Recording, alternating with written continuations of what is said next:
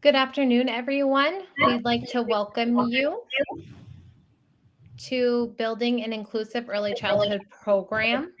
My name is Rachel Fogleman. I currently work for Contra Costa County, SELPA, as well as serve as a state preschool director in Oakley, California.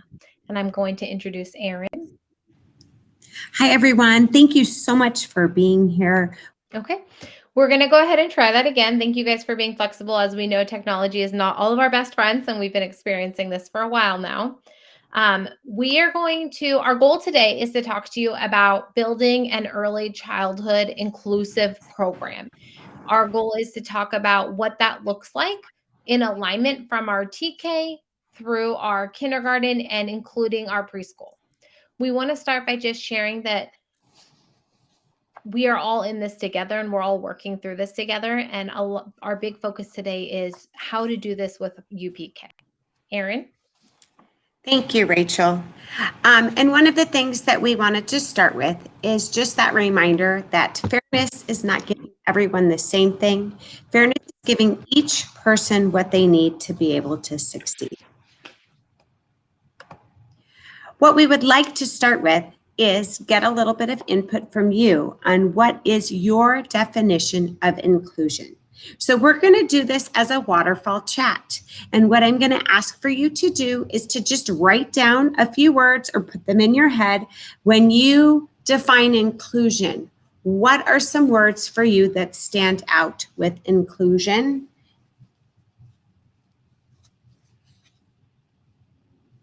The next thing I'm going to ask you to do is to go over to that chat and type those words in. Only you're not going to press enter and send those yet.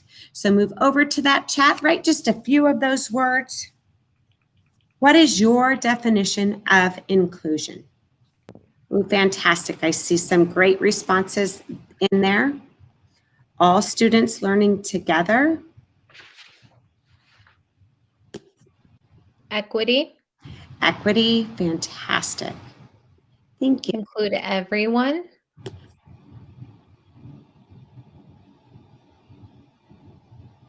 All right. And again, we know inclusion means different things to different people at different times, and it can mean different things in different roles. So we're here today. We're going to talk a little bit about what is new in early childhood education. And there is no great analogy to this except to say lately in early childhood education, we have been surrounded by some beautiful resources to ensure that our youngest and our littlest learners have access to a quality education, developmentally appropriate tasks, and some social time. So it is so exciting that there's so many different things that are coming up, and they continue to remain on our horizon. Some of the things that are new in terms of policy and practices are some P3 alignment, developmental alignment for students within preschool to third grade. So when you see that P to 3, preschool to third grade, we know that universal TK and that P4 means that that pre-4, we are starting to serve with that rollback more and more 4-year-olds. And as the next few years start to play out, we'll see that even more. You can see this is a great graphic of that P3 alignment. And you can see that P3 preschool to third. You can see that universal PK, and that goes up till third grade.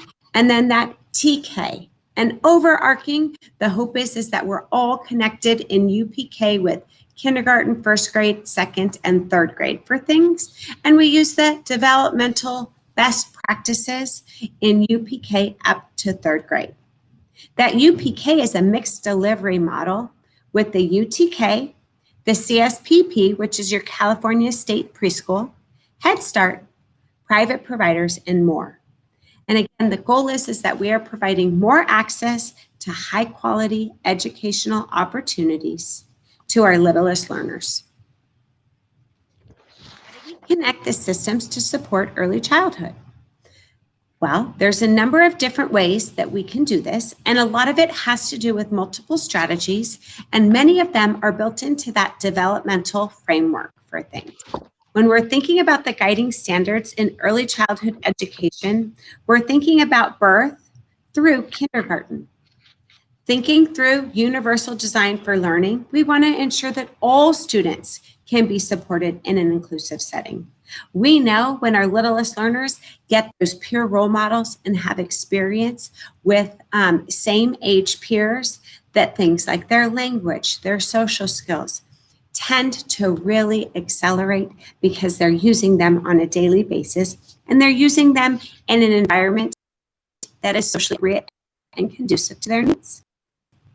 We know using the UDL strategy, the three modules of engagement, representation, action, and expression can be met. We also know supports and structures that students will receive support and tools and access to the classroom environment and learning content. So when we think about UK, that's the universal access to early learning to preschool age students. We want to ensure that all 4-year-olds, that TK expansion, the TK 4-year-old plan, we know that there's staffing requirements as well as access to preschool for our 3-year-olds. Right now, there's an option to be able to have a little bit of that longer day with the extended day learning opportunities. And again, we want to align all of that with developmentally appropriate curriculum in preschool through 3rd grade. Rachel, I'm going to turn this over to you and talk about building an inclusive early childhood program. Thank you. So we know with all of the new pieces that are coming within early childhood education, all of us are working diligently within our districts and our counties to support all students in an alignment. So this is just one example of how a district, myself and Erin included, worked to start to create that early childhood alignment and build an inclusive early childhood program. So we started overall with a review of our current program. So when we first started this, we looked at what are we doing to currently serve students in early childhood education. Within our district at the time, we had 3 state preschool classrooms, AM and PM, 3 teachers, 4 paraprofessionals, 1 to support inclusion. We had 2 special education preschool classrooms, AM and PM, with 2 teachers and 6 paraprofessionals. And we had transitional kindergarten classes, 4 classes, all on separate school sites with 4 teachers and 4 paraprofessionals. The paraprofessionals were there for about an hour a day. Each of these programs at this time were standalone programs. They didn't really interweave. The students were not really mixing with each other, and the teachers were not together for professional development opportunities. We asked ourselves, what is our current problem of practice? We know we have a group of students, preschool age, who are all being served, but we don't have a lot of alignment. So we were able to identify that we had an increased number of Part B to C transitions, which is our students who are currently served as 0 to 3 services, either from regional center or the county or other organizations moving into the district. We had an increased number of walk-in special education assessments, and we had many of our students transitioning from our preschool programs, both our state preschool and our special education preschool, into transitional kindergarten and kindergarten, who were not able to be included in the general education setting at this time as they were transitioning. Next slide, please. So we started to ask ourselves, how can we support all of our students from 3 through 5? And we determined the best next step was to create a professional learning community. Within that professional learning community was administrators, state preschool teachers, transitional teachers, and service providers, including speech therapists. We established our learning community to support in the development on programmatic goals with the problem of practice as a baseline. We agreed to meet regularly and document our team decisions along the way, utilizing an action plan that identified our step-by-step agreements for how we were going to move forward. Within our professional learning community, we came up with our goals. So we came together as an inclusive early childhood team, again, including state preschool, transitional kindergarten, and special education teachers. And we determined our goals were to increase inclusion within our 3 and 4 year olds as they entered preschool, increase inclusion as our students transition from our preschool program to our transitional kindergarten and kindergarten setting, and to align the developmental framework of preschool through the transitional kindergarten program.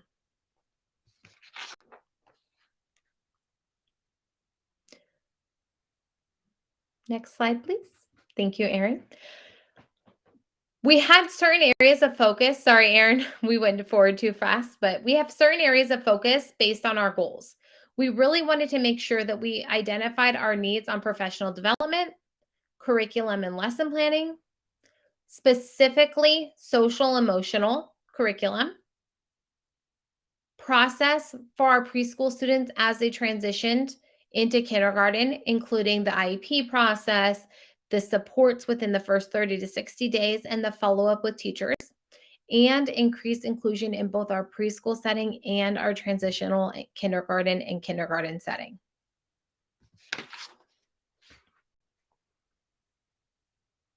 What we really found, and this is one of the biggest messages that we would like to share today, is that it really takes a village.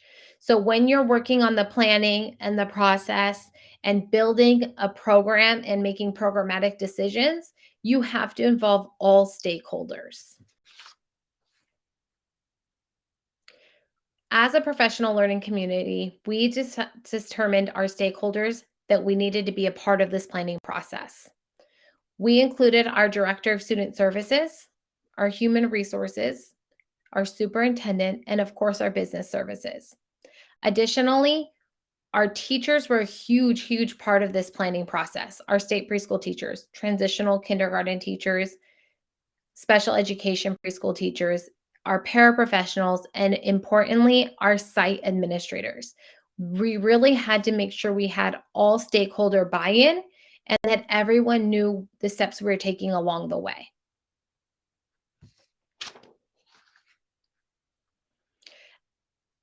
Our overarching goal was to include more opportunities for inclusion because we wanted our students to be able to move into the TK and the kindergarten setting prepared to be in that inclusive environment.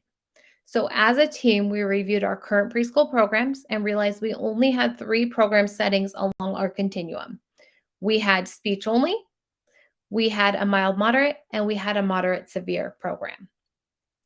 We looked for opportunities to build within our least restrictive environment to build in more access for services and for access to provide these students with an opportunity to come into the school district setting to have early intervention and make progress.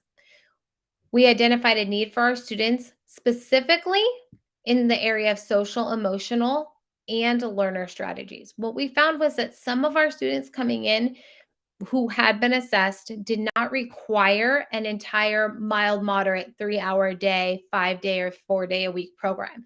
But what they really needed was access to social emotional strategies and transition skills and how to be part of a classroom environment.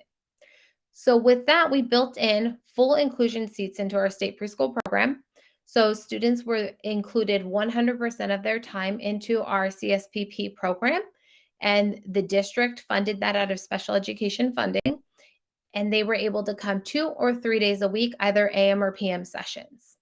We also added what we called a stay and play program, which was 2 times a week for 90 minutes a week. And what they really focused on in that class was transitions, social emotional learning, how to be a whole body listener, and how to be part of a classroom community. We also really wanted to make sure that we increased and improved our opportunities for inclusion for our students who are in our mild moderate, moderate severe, or our stay and play program. What we began to do was make sure we had all of our recess and lunch times together. So it was a large group setting at this time. All of our students, mild, moderate, moderate, severe, and general education were included together. Our service providers, including our occupational therapists, speech therapists, our teachers, our administrators, we all pushed outside for recess and lunchtime to support our students on the generalization of their skills at recess. We would facilitate problem solving, facilitate how to talk to a friend, facilitate how to play appropriately to support them in generalizing their skills. And of course, we have opportunities for field trips. All assemblies functioned by the school district. And we also participated in reverse mainstreaming. So, our general education state preschool students would push into our mild, moderate, or moderate severe preschool classrooms during structured playtime. And again, we would facilitate that play. So an adult would always be there modeling language, modeling how to play appropriately, and supporting those interactions within among the students.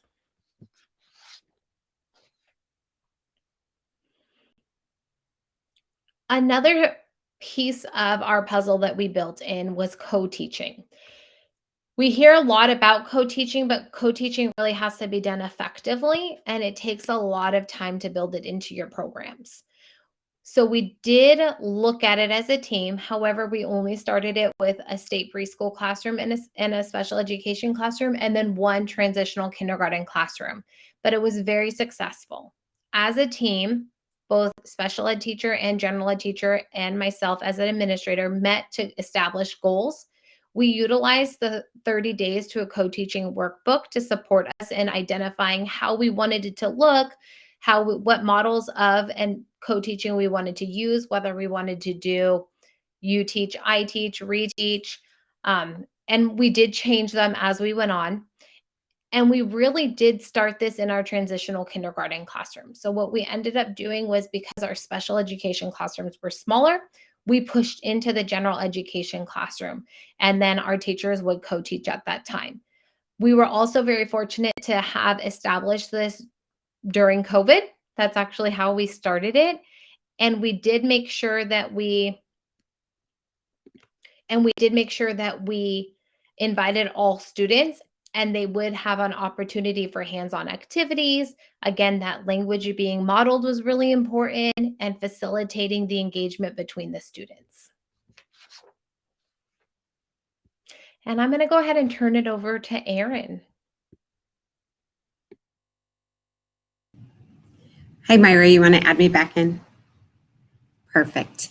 Thank you, Rachel. One of the pieces that we know is critical is being able to not only provide professional development opportunities, but we want them to be meaningful. And in this process, the goal was to be able to provide the same professional development opportunities across the early childhood programs. So what that meant is our TK teachers, our state preschool teachers, and our special education teachers were getting some of the same core content related to professional development, although there were nuances in order to support our staff to be able to best meet the needs of their students and the needs of our staff.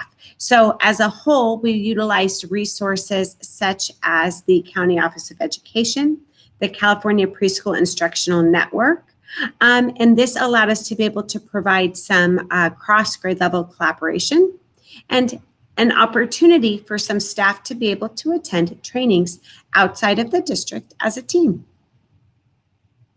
The areas of focus for professional development were social emotional curriculum, and currently Comochi's is in play. The preschool developmental framework. We knew that that was a critical piece to continue to wrap back around in order to build a good concrete understanding. The CPIN inclusion works. And then alignment of the developmental framework from preschool through transitional kindergarten. We wanted our students to be able to, transition seamlessly and ensure that very important skills and pieces were covered.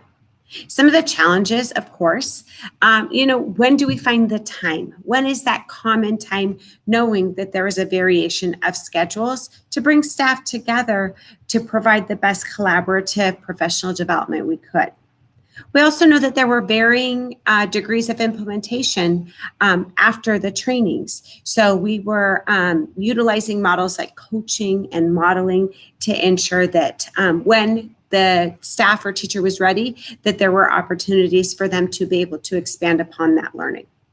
And then, of course, providing adequate coverage to be able to attend has been a challenge.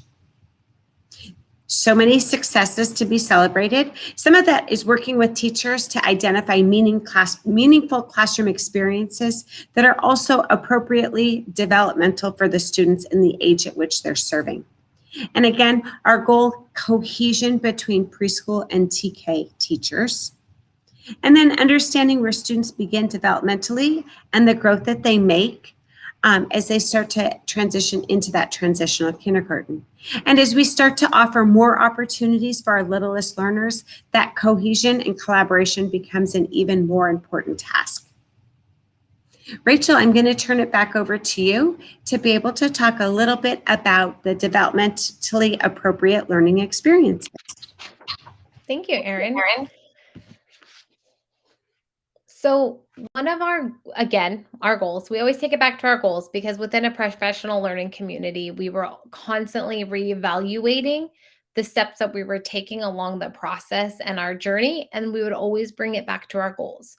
So in looking at providing developmentally appropriate learning experiences, our goals included providing students with access to the same content across program settings. And the importance of that is allowing the students to be able to have movement along our preschool continuum, as well as to be prepared to move into our transitional kindergarten or our kindergarten programs. Allow for students to be able, sorry, I showed that. Align teacher practices to support students during inclusive opportunities to ensure all students have access to the same strategies and supports that really came into play during the structured free play time when we were all pushing into support during recess or lunch. And one of the most important things I'd have to say to us was aligning with the developmental framework to ensure appropriate supports for each student.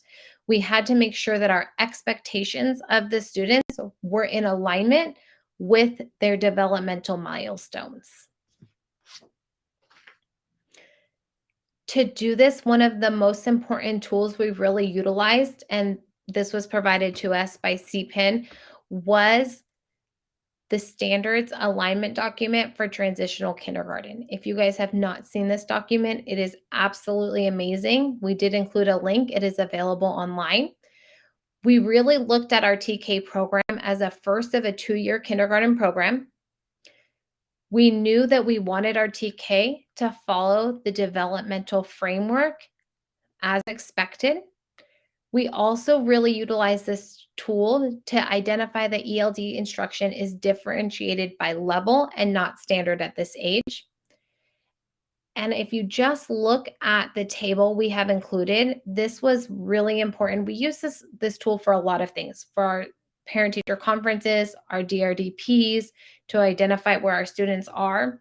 But all the way to the left, it says at around 48 months, that's really where our preschool students should be working at, and those are the skills they should be working on. In the middle, it says around 6 months. That's really where our transitional kindergarten students are. And then all the way to the right, those are the standards that we want our kiddos to have met by the end of kindergarten. So it really gives us a nice clean alignment to support our program development from preschool through kindergarten.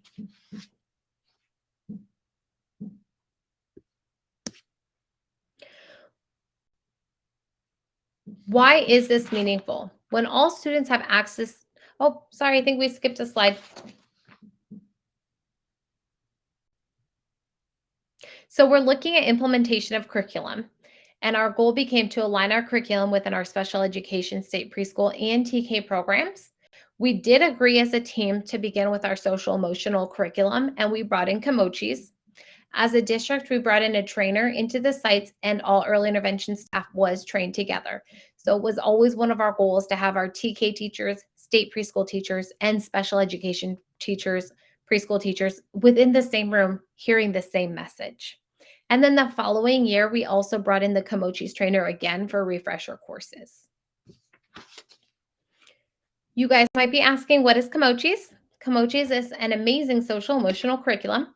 It utilizes characters and character traits to teach strategies to support students in learning feelings and coping tools. So, all of the characters have character traits. There's lessons to learn with all of them. It is a scripted curriculum, but you could really utilize them in your daily practice in your classroom. This was meaningful for a couple of reasons within our program development. All students were being provided access to the same social emotional curriculum, including the academic vocabulary, the strategies. They were all being exposed. So, special education, state preschool, and TK. During the inclusion times, recesses, and lunch, all of the staff were able to support the students with the same language, which allows more students to be able to respond appropriately. And the students were able to communicate with each other with the universal tools and language they were all exposed to within their lessons and their curriculum. So, as we were teaching and modeling coping strategies, or how to make a friend, or how to work with a friend, or how to have conversations or resolve conflict at this age level, the students were being exposed to the same strategies and skill sets, which really allowed them to generalize these skills. And you don't all have to implement Kamochis, but if you just have the idea that you're going to all implement the same social emotional supports, then that'll provide you with the opportunities for the universal access. The next thing we're going to talk about is kindergarten transitions. So, kindergarten transitions are always a huge process. If you guys are in special education preschool, you know that comes with IEPs, that comes with supports in the general ed setting. Sometimes, not always, but there's pushback on inclusion. And sometimes we're pushing the students more quickly than other team members may like. But with all of these supports and our program development in early childhood, we really worked hard and diligently to streamline that kindergarten transition process. So, again, as a professional learning community, we came together and we identified our goals for our transitions to kindergarten. We wanted to make sure we stayed focused to our overarching goal of providing students with an inclusive kindergarten TK opportunity. We wanted to make sure we provided classroom supports to allow for successful transitions from the preschool into early elementary setting. We worked to embed UDL strategies into our students' plans for transitions and to support our kindergarten teachers with UDL strategies for our students moving into their programs. We utilized the social emotional curriculum as a bridging tool to allow continuity. So our students who had access to this in preschool, again, would have access in TK, and again, would have access in many of our kindergarten classrooms. We also provided a staff member or inclusion support and push in the first 8 weeks of the school year to ensure IEP implementation and classroom support for the teacher and tools for the teacher.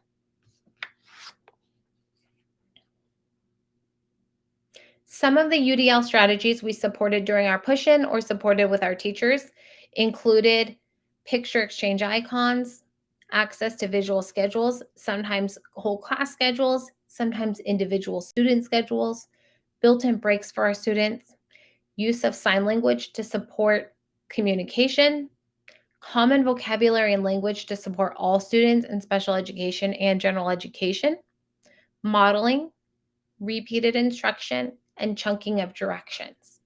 It's really important to know that as we're talking about providing these supports and strategies to our teachers and students, it really encompasses all students, because what works for one student on an IEP might work for 20 of your students in your classroom.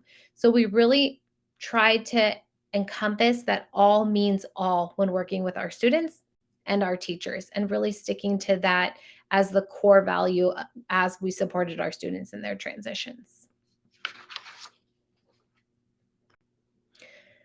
So we know it's a lot of information. Just to kind of bring it back and have a conversation about all of our overall lessons, because we learned a lot of things along the way. The most important thing that we learned, as we shared before, is it really takes a village. You really need meaningful participation. Our cabinet team members had to be included along the way because they were responsible for allocating our resources.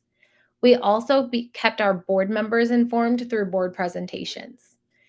One of the most important things we did was make sure we had teacher buy in. If your teachers are not part of this mindset or this philosophy of inclusion, it could be really challenging to build an inclusive program. And we also wanted to really remember that students are always general education students first, and the services that we provide them and build in support them in being successful in that general education setting. Again, this can be a mindset shift for a lot of people. And so we really kept coming back to that and coming back to inclusion and how to support every student throughout this process. Inclusive educators, and all of us are inclusive educators. We are all here. We are all learning together. We're all working really hard to make a difference in our students' lives. So, just a reminder that inclusive educators believe in valuing student differences and supporting their learning needs to the greatest extent possible. Thank you guys for everything and for being here today. We do have a scan code if you guys want to leave us some feedback, or if you guys would like any of the resources we have today, or would like to touch back base with us. If you have any questions, we will be here. You can go ahead and drop them in the chat. We do know that was a lot of information, so we're happy to answer any questions you guys have.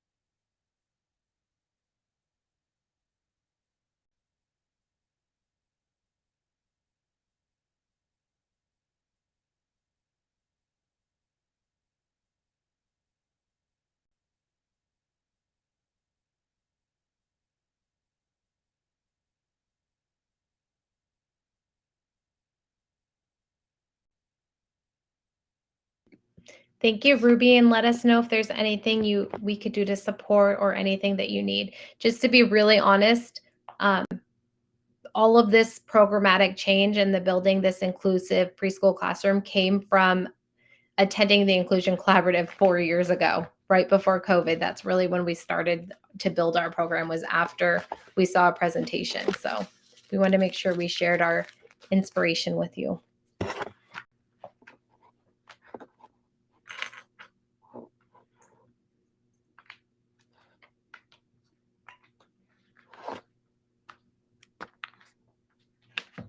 Thank you, everyone, for being here with us.